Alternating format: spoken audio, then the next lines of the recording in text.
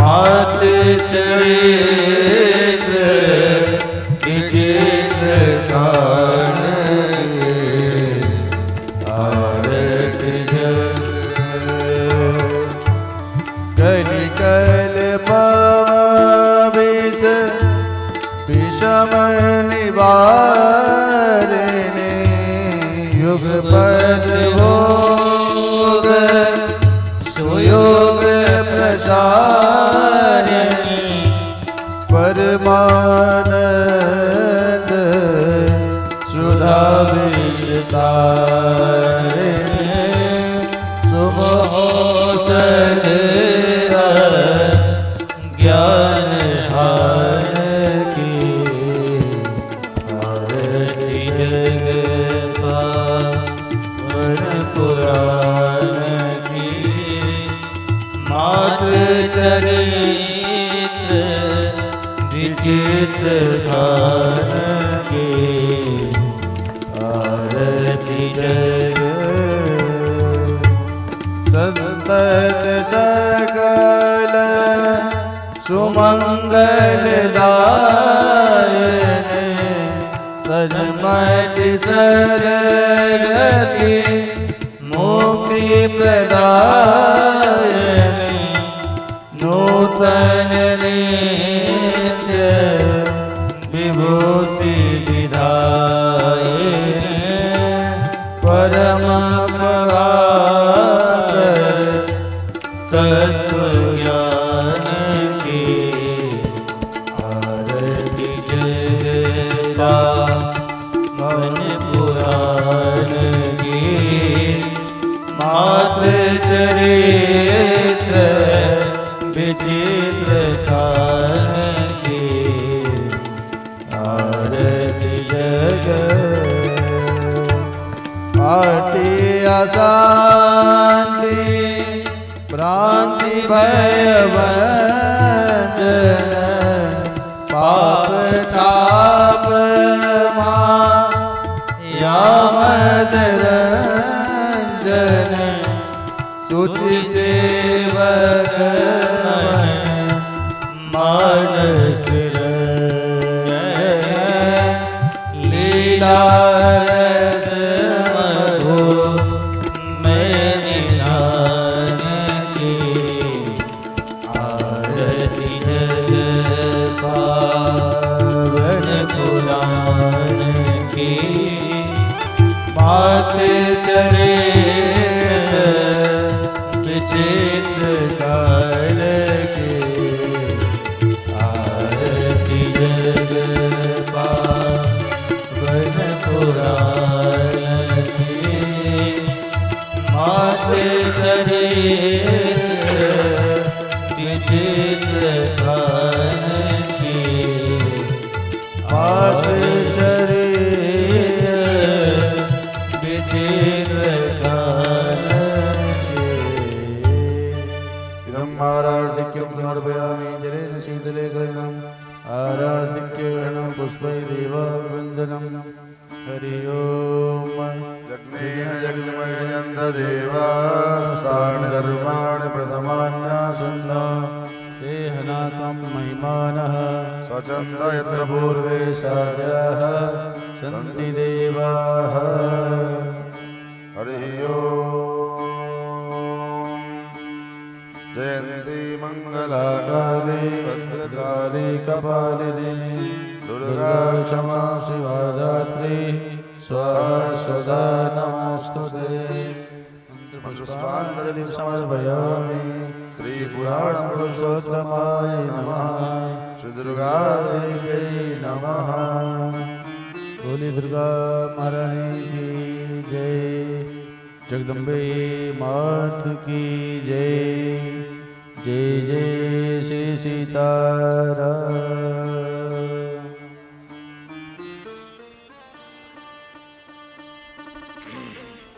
श्री राम राम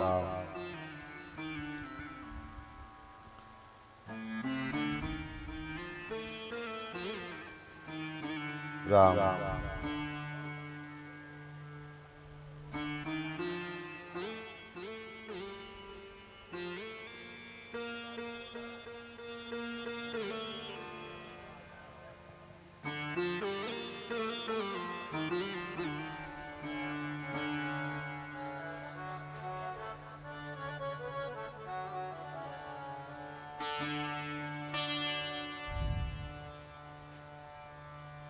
श्री सीतारामचंद्र भगवान की जय। हरि ओम।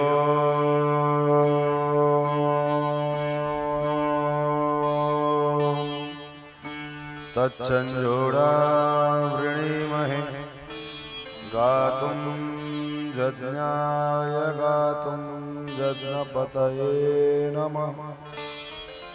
दैवी स्वस्तिरस्तु नः स्वस्तिर्मानुषेभ्यः ऊर्ध्वं जिगातु भेषजं सन्नो अस्तु द्विपदे शं चतुष्पदे सदसस्पतिमद्भुतं प्रिये मिन्द्रस्य काम्यं संमेधामया शुशं मेधां मे वरुणो ददातु मेधामिन्द्रश्च वायुश्च मेधां धाता ददातु मे। ऋग्यजुस्सामरूपाय वेदाहरणकर्मणे प्रणवोद्गीतवपुषे महाश्वशिरसे नमः। नारायणं नमस्कृत्य नरं चैव नरोत्तमं देवीं सरस्वतीं व्यासं ततो जयमुदीरयेत्। जयन्ती मङ्गलाकाली भद्रकाली कपालिनी दुर्गा क्षमा शिवा धात्री स्वाहा स्वधा नमोऽस्तुते। या श्री स्वयं सुकृतिनां भवनेष्वलक्ष्मी पापात्मनां कृतधियां हृदयेषु बुद्धि श्रद्धा सतां कुलजनप्रभवस्य लज्जा तां त्वां नतास्म परिपालय देवी विश्वम्। सर्वमङ्गलमाङ्गल्ये शिवे सर्वार्थसाधिके शरण्ये त्र्यम्बके गौरी नारायणि नमोऽस्तुते। ईशानां जगतोऽस्य वेङ्कटपते विष्णुपरां प्रेयसी तद्वक्षस्थलनित्यवासरसिकां तक्षान्ति संवर्धिनी पद्मालङ्कृतपाणिपल्लवयुगां पद्मासनस्थां श्रियं वात्सल्यादिगुणोज्ज्वलां भगवतीं वन्दे जगन्मातरम्। लक्ष्मीनाथसमारम्भां नाथयामुनमध्यमाम् अस्मदाचार्यपर्यन्तां वन्दे गुरुपरम्पराम्। यो नित्यमच्युतपदाम्बुजयुग्मरुक्म व्यामोहतस्तदितराणि तृणाय मेने अस्मद्गुरोर्भगवतोऽस्य दयैकसिन्धो रामानुजस्य चरणौ शरणं प्रपद्ये।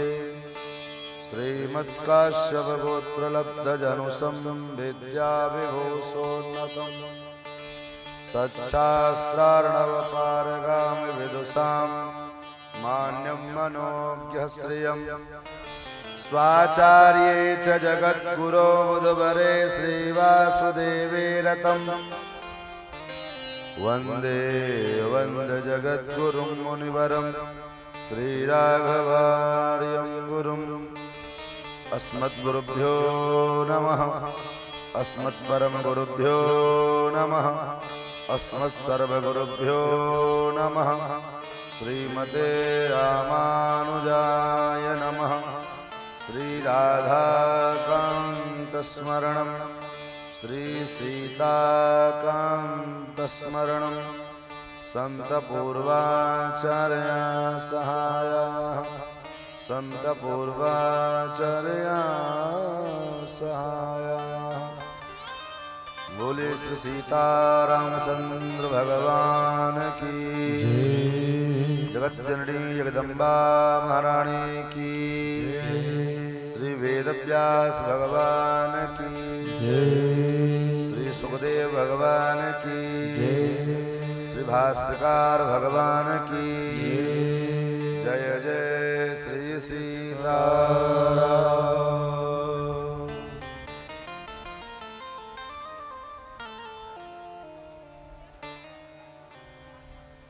भगवान के भगवती महामाया पराम्बा जगदम्बा राजराजेश्वरी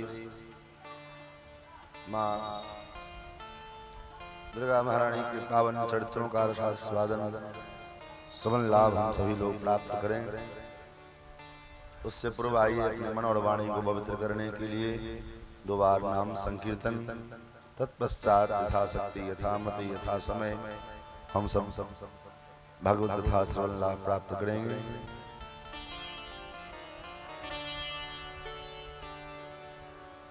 जय जय राम कृष्ण हरे जय जय राम कृष्ण हरे जय जय राम कृष्ण हरे जय जय राम कृष्ण हरे जय जय राम कृष्ण हरे जय जय राम कृष्ण हरे जय राम कृष्ण हरे जय जय राम कृष्ण हरे जय जय राम कृष्ण हरे जय जय राम कृष्ण हरे जय जय राम कृष्ण हरे जय जय राम कृष्ण हरे जय जय राम कृष्ण हरे जय जय राम कृष्ण हरे जय जय राम कृष्ण हरे जय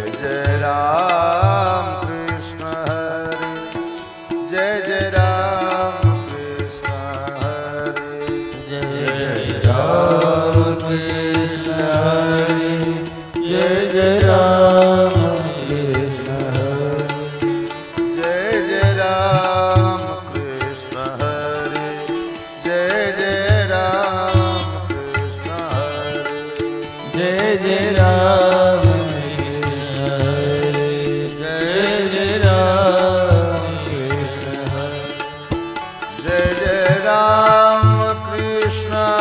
हरे जय जय राम कृष्ण हरे जय जय राम कृष्ण हरि जय जय राम कृष्ण हरि जय जय राम कृष्ण हरे जय जय राम कृष्ण हरे जय जय राम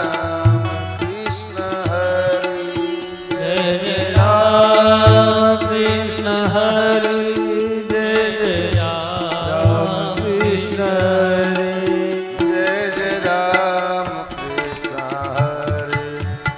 जय जय राम कृष्ण हरे जय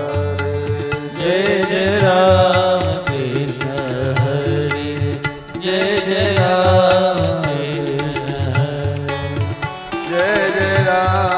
कृष्ण हरे जय जय राम कृष्ण हरे जय जय राम कृष्ण हरे जय जय राम